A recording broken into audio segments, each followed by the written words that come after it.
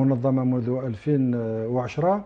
وصلنا إلى اتفاق وين الجزائر كبلاد ووهران كمدينة راح تكون العاصمة المتوسطة لهذه المنظمة الغير حكومية.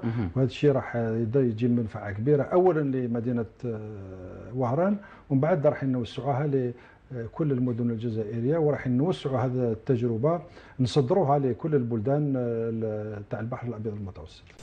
هاي الفكرة والراحة، وانتم كرباي وكيوي وبيبيطو فهمتني والشاطر نيوكليير ومش عارف شنو هي. هذه بالله الفكرة الرائعة اللي جابها الشيخ، بالله فهمتني استغفر خيرك بالله. الله يبارك فيك. ما كنتش عارفين يا جماعة باللي هذه كيسمعوا بها الناس في الخارج والجورناليست يجوا يصورونا ويتحدثوا معايا فهمتني، ربما يحطوا الصورة نتاعي في الصحف.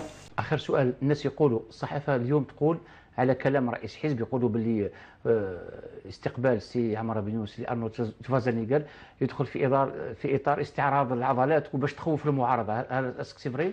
احنا جبنا شوارزنيغر باش نفرحوا الشعب الجزائري والشبان الجزائريين. كبير.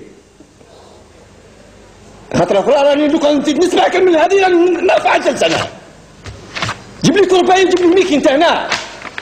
احنا ما رناش في معركه ضد معركه يعني عنيفه ضد المعارضه. احنا عندنا البرامج تاعنا، المعارضه عندها البرامج تاعها، وفي 2014 الشعب الجزائري شنو والله العظيم يدوخني هذا الانسان هذا.